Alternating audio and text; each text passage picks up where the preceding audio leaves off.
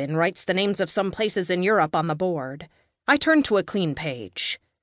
We're going to start talking about people in specific cities who risked their lives to help Jews escape the Nazis, Finn says. He sits on his desk as he waits for us to finish writing. I look up at him when I'm done. He looks relaxed, as usual. His white dress shirt is tucked neatly into his dark jeans, and he's holding a red dry erase marker in his hand. These people had to keep their involvement in the resistance secret. He emphasizes the word by walking back to the board to write it above the other notes.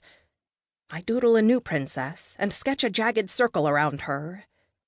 How would it feel to hide an enormous, important, life-threatening secret from your friends, your neighbors, and maybe even members of your own family? Finn continues. I bend down and take my gold glitter pen out of my backpack. His question makes me forget all about the Holocaust and think, instead, of when we were in elementary school, back when we had recess every day, and how, for so many years, I sat on the side steps alone, watching everyone else play. I draw a ring of gold flames outside of the jagged circle.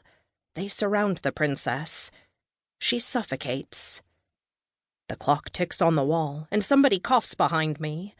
Otherwise, the class is still. Grayson, any thoughts? Finn finally asks. He usually calls on me if nobody answers. I guess because I can always come up with something to say. What do you think? He goes on. How would you feel if you were going about your life day to day, all the while hiding a dangerous secret? I try to seem calm, like I usually feel in humanities, but my heart is starting to race. I hesitate and look down at my notes. I guess I'd feel like it would be safer to stay away from other people. I finally stumble. Finn waits for me to say more, but I'm kind of hoping he'll call on someone else now. Can you elaborate? He asks. I adjust my sweatband again. It's damp. Well, I say, I'd just stay away from people because I'd be worried I'd accidentally tell them my secret. It sounds like a question, the way I say it. I feel my ears turning red, and I flatten down my hair to hide them. The class is quiet, and I look down at my glitter pens. The pause feels like forever. Okay, Finn finally says slowly. Then he's silent for another second. Interesting. Does anyone have any thoughts on Grayson's comment? I avoid his eyes and glance around the room at the faces I've known pretty much since kindergarten. For a minute, I only look at things, not the people, like the thin braid hanging down the side of Haley's head that's clasped at the bottom with one of those tiny heart clips, Megan's pink backpack on the floor next to her desk, the shining wooden desktops. Then I let my brain adjust and I examine the people. Ryan, who is a complete jerk, sits right across the aisle from me.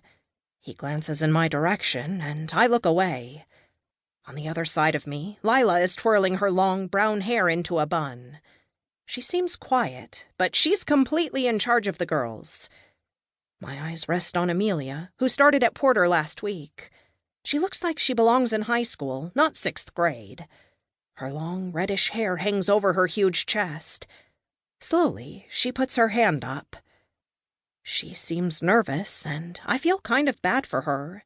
It's probably not easy to move once the school year has already started, and especially not to a school like Porter, where most of us are lifers. I'd actually make friends with more and more people, she says sort of softly when Finn calls on her. I wouldn't stay away from people, because that might look suspicious. I'd just try to act normal, like everyone else. Her pale, freckled cheeks look pink. So, Finn says, on one hand, we have Grayson's idea to isolate oneself, and on the other hand is Amelia's idea to surround oneself with lots of people in order not to appear suspicious.